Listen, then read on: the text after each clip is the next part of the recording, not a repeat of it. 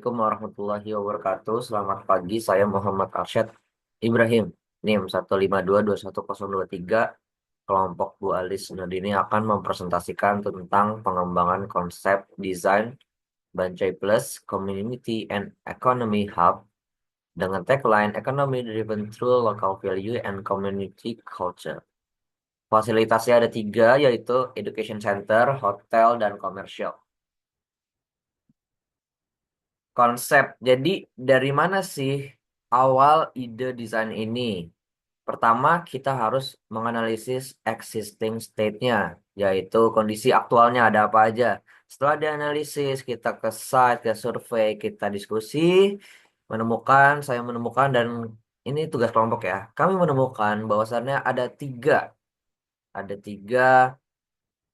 kunci dari kondisi aktual. Yang pertama, heritage values, nilai budaya. Kedua, ada potensi komersial di situ. Dan yang ketiga, ada komunitas lokal.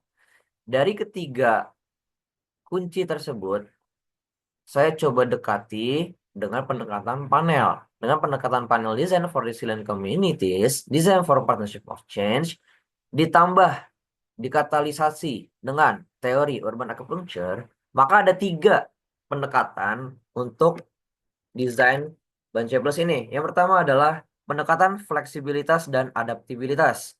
Kedua ada partisipasi komunitas. Dan ketiga ada public area. Jadi ketiga nilai dari pendekatan panel ini akan menjadi konsep dasar dari pengembangan desain konsep berikutnya. Oke, menuju ke desain konsep. Setelah diterjemahkan menuju ke desain konsep, ada tiga poin utama. Yang pertama ada adaptive reuse, yang kedua ada in between park, dan yang ketiga ada people oriented. Adaptive reuse, kenapa menggunakan adaptive reuse? Karena pendekatan untuk ketahanan komunitas, di mana kondisi existing di dalam site itu sudah ada aktivitas-aktivitas aktual di situ. Dan kami tidak ingin menghilangkan aktivitas-aktivitas tersebut, malah ingin mempertahankannya. Maka dari itu, dengan pendekatan adaptive reuse, selain juga ramah lingkungan dan ramah biaya, pendekatan adaptive reuse juga menekankan bahwa sana aktivitas-aktivitas yang ada di dalam sana itu tetap dipertahankan, tetap dilestarikan. Jadi saya menggunakan konsep adaptive reuse dengan struktur yang dipertahankan, namun seluruh bangunannya dihilangkan. Jadi struktur dipertahankan sampai lantai 4 aja. Di existing itu ada 6, yang dipertahankan cuma 4 lantai ya. Terus yang kedua ada in between park. Saya ingin menegaskan bahwasannya interaksi sosial antar komunitas, antar pengunjung, antar pedagang, antar partnership-partnership yang ada di situ itu harus terintegrasi. Nah, integrasi di sini saya tekankan dengan konsep in between park. Yang ketiga adalah pendekatan people oriented, di mana saya mendesain berdasarkan sirkulasi manusia. Pertama ya, berdasarkan sirkulasi manusia. Kedua, berdasarkan akses visual. Di sekitaran site itu dikelilingi oleh daerah-daerah yang memang sudah ramai. Memang secara ekonomi baik. Ada Braga, ada alun-alun, ada Gedung Merdeka, segala macam. Nah, dari situ ada potensi-potensi ekonomi dan ada potensi-potensi pejalan kaki di sekitar situ. Maka dari situ saya ingin menegaskan bahwasannya people oriented ini adalah konsep yang sesuai. Karena dari potensi-potensi yang ada bisa dimaksimalkan untuk memaksimalkan ekonomi, pengembangan ekonomi. Ini ada desain proses, jadi ada beberapa kali asistensi, ada catatan-catatan, dan ya, berikut adalah block plan-nya. Jadi, yang sudah saya jelaskan tadi, di sekitar site itu banyak potensi ya, ada Braga, ada Gedung Merdeka, ada sungai, ada Pasar Cikapundung, segala macam. Nah, dari situ saya coba menyatukan sirkulasi pedestrian yang existing kepada titik tengah, titik pusat ini. Jadi saya ingin menjadikan rancangan saya, Bancai Plus ini, menjadi center point-nya, focal point-nya di sini ya. Dan ada juga potensi di sebelah barat ya, sebelah barat dari site itu ada penjara Soekarno dan ada ruko-ruko yang secara potensi itu ada untuk dimanfaatkan kembali. Maka dari situ saya ingin memaksimalkan sirkulasi dari sini, dari Jalan Cikapundung ke Jalan Bancai dengan konektivitas dari rancangan saya. Seperti itu. Ini bagian hotel, ini gedung parkir, ini ada market atau komersial, dan ini ada education center. Oke, ini untuk ground plan-nya. Jadi drop off ada di sini, kemudian ada lobby hotel, kemudian ada parkir hotel, kemudian ada service hotel, terus di sini ada lay-by, ini ada foyer bagian sini, ini ada entrance dan exit gedung parkir, ini ada core, ini nomor 8 itu bagian service komersial dan loading dock ya. Dan nomor 9 itu bagian area komunitas, 10 itu untuk retail,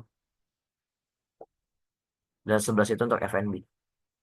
14 education center ya bagian sini. Ini untuk komersial lantai 1, komersial lantai 2, komersial lantai 3, komersial lantai 4. Ini untuk tampaknya, tampak utara, tampak selatan, tampak barat. Oke, ini untuk sirkulasi vertikal. Ada tangga umum, ada lift darurat di bagian belakang, tangga darurat.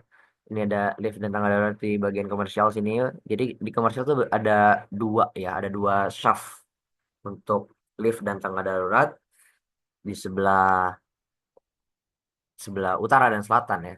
Utara dan selatan. Terus ini di bagian hotel juga ada dua karena ini hotel bentuknya L.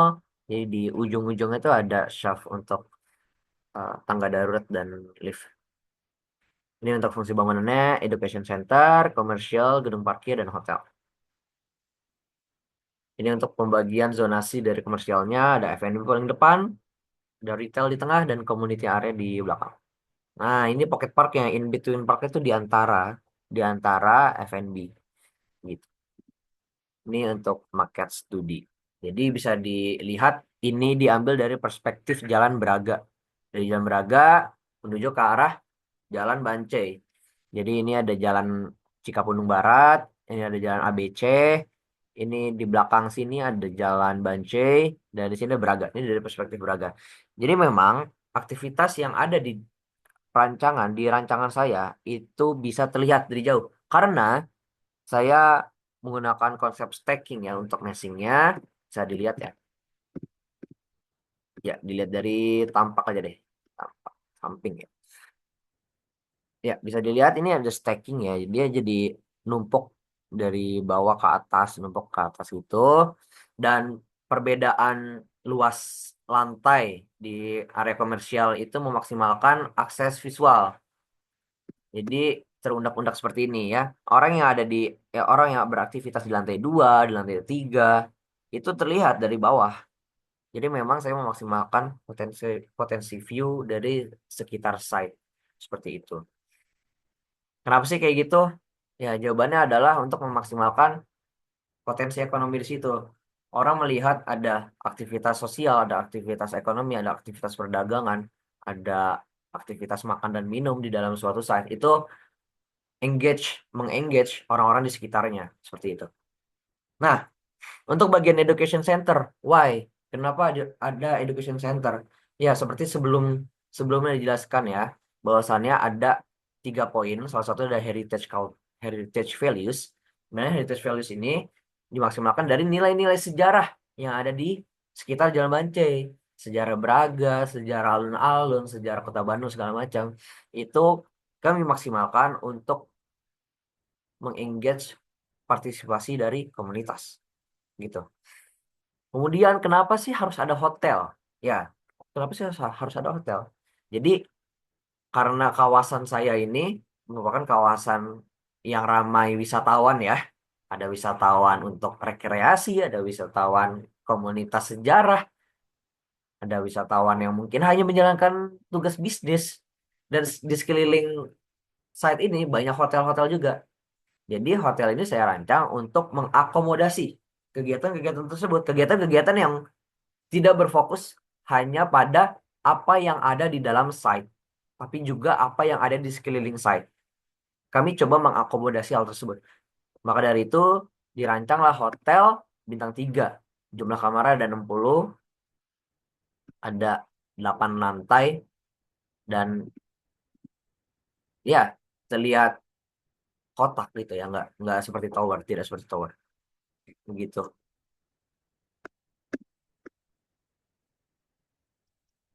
Oke, mungkin sekian dari saya. Terima kasih atas perhatiannya. Assalamualaikum warahmatullahi wabarakatuh.